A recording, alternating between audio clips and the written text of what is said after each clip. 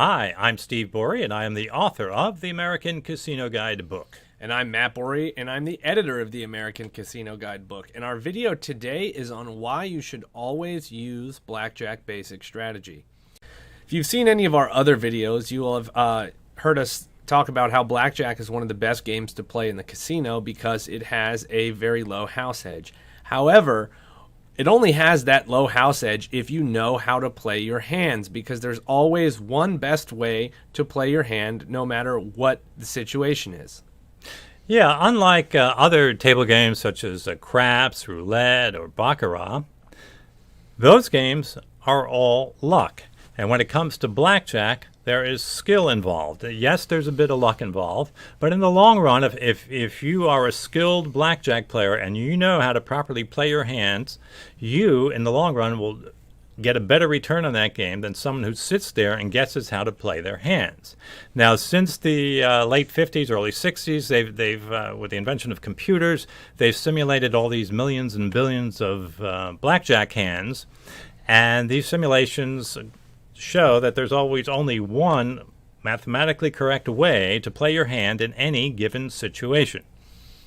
Yeah, and the strategy can vary a little bit based on the rules at the table. So there are a few different strategy charts that you can use, and they sell these strategy charts in the casino gift shops.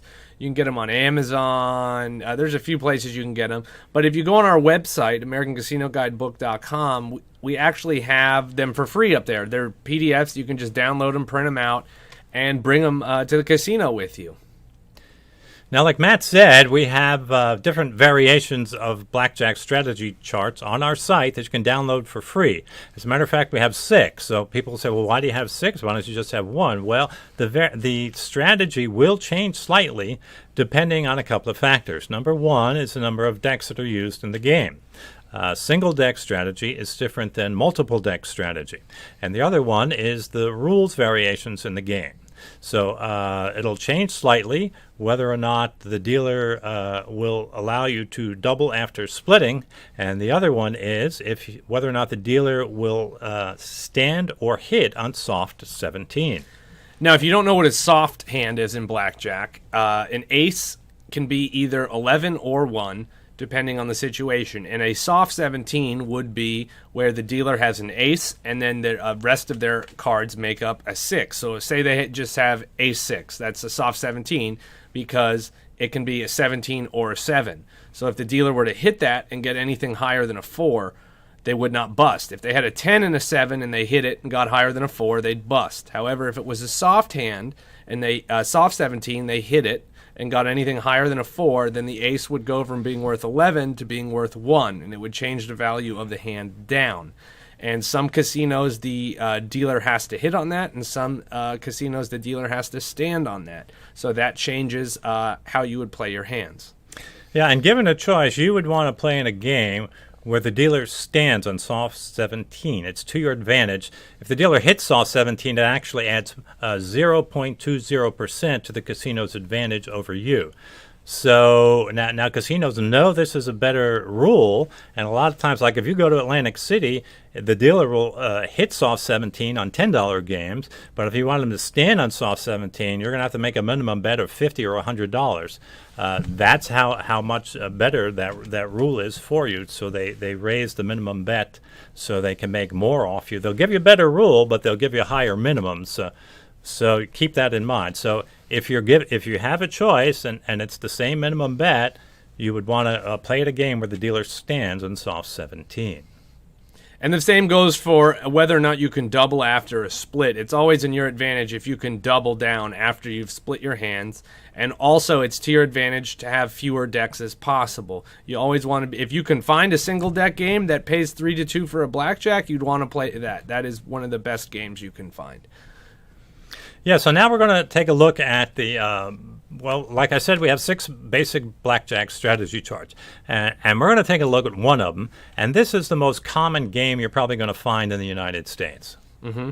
Yeah, and this is going to be a 6-deck game where the dealer hits on soft 17 and you are allowed to double after split.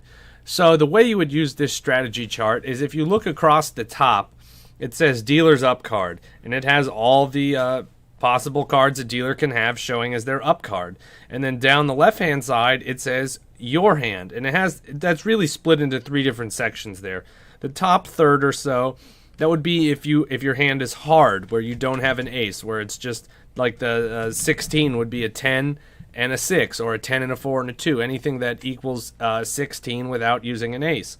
The middle section is the soft hands. That's why it says A and then a number. So ace 2 is a soft 13, ace 7 is a soft 18, and so on. And then the bottom third is pairs, because in blackjack, if you have a pair or 2 of the same card, you can do what's called splitting, where you can put up, if you had $25 bet, you can put up another $25, and they'll split those cards into 2 separate hands, and then you get to play 2 hands instead of 1.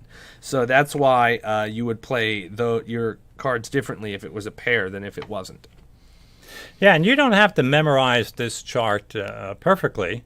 What you can do, like I said, it's on our site for free. You can print them out to match up with the particular game you're going to play.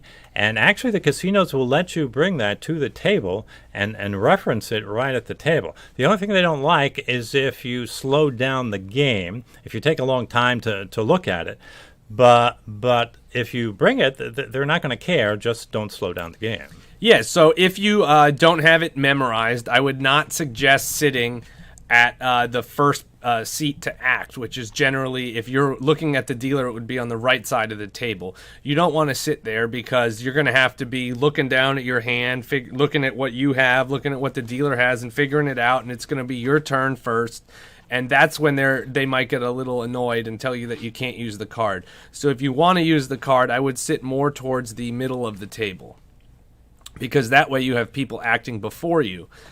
If you want to sit as far over as you can so you have more time to act. However, what they call third base, who is the last person to act before the dealer plays their cards, is probably not the best place to sit, especially if you're a beginner. Yeah, because people are going to see you looking at that chart and they're going to say, "Oh, he doesn't know what he's doing," and people can be abusive. Even if you know what you're doing, they can be abusive. And that's putting it lightly. Because I have sat in that seat, and I know one tricky hand is a soft 18. If you have an ace and a 7, that's a soft 18. And perfect basic strategy says you should hit that against a 9, 10, or ace. So I've been in situations where I hit it, and I know it's the correct move to make, and people say, "What the hell you hit that for? You had 18. You should have stood." And no, they're wrong. But they think they know they're right. But you'll find if you sit in that seat, you might be subject to some abuse. So the best idea is do not sit in the third base seat. Mm-hmm.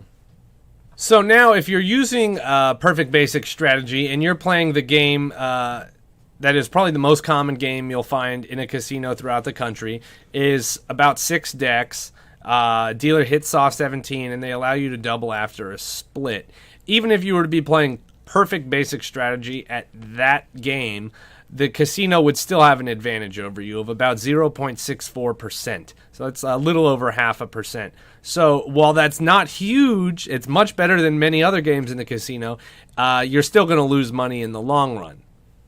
That means for every $100 you bet, you're going to lose 64 cents. It's not a lot of money, doesn't sound like a lot of money, but in the long run, it adds up. So there are things you can do to lessen the casino advantage even more to get you more benefits. And that's what you want to do. Number one is make sure you sign up for the Players Club. You go there, you present an ID, it's free to join. And then when you go to sit at the table, you give them your card and ask to be rated or have your play tracked. And they'll keep track of how much money you bet. And then based on your average bet and the time you spend there, they will award you comps. Now, the comps can be in the form of some of the easiest things to do is food. Ask for a buffet.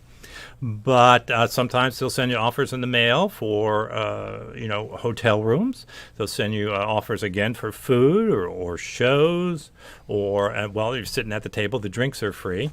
So these are all comps that sort of, they will help you compensate you for your expected loss. So if you can play perfect basic strategy, take advantage of the comping program, and try and get it down to almost a break-even point. So it's really not costing you a lot of money to enjoy playing blackjack in the casino and being able to take advantage of these benefits. Yeah, and however, if you want to make money in the long run, that is possible, but you would have to learn how to count cards. And counting cards is not an easy thing to do. It takes a lot of time and a lot of effort. However, I know people, Steve and I both personally know a lot of people that have made quite a significant amount of money over the years counting cards in blackjack. And if this is something that you would be interested in, we have a few other videos about that. So just go ahead and search through our channel and look for search for card counting on our channel. Yeah, and I guess I just want to say that I did count cards for about 5 years. I did it just for fun. I was not trying to make a living at it. I said, well, I'm writing this book I've been doing the book for 28 years. So as I write this book, I might as well take the time and effort to learn it. It takes a lot of work. It takes several months to learn it. And I did, like I said, I did not bet a lot of money because basically I was scared of getting kicked out of the casino, because what will happen is if you get good at it and you're making money off the casino and they notice that you're doing this, they know you're counting cards, they will ask you to stop. They will ask you to stop playing blackjack, or they may ask you to leave the casino. Some casinos ask much nicer than others. They do, but I never had that problem because I basically bet like $10 to $50. I only had a 1 to 5 spread, which is probably not that good, but I was just seeing whether or not it worked. And yes, it did work. Yes, I did make money, but I was just a recreational gambler. But I was playing a pretty much a break-even game, making a little bit of money at the casino, plus taking advantage of the comps. But so it does work, but for the average person, I would say it's not worth the time and effort. Just learn the basic strategy and go with that. All right, so that does it for our video on why you should always use blackjack basic strategy in the casino. If you liked it, go ahead and give it a thumbs up, and don't forget to subscribe so that you never miss out on any of our other great videos. Yeah, thanks again for watching, and best wishes for good luck in the casinos.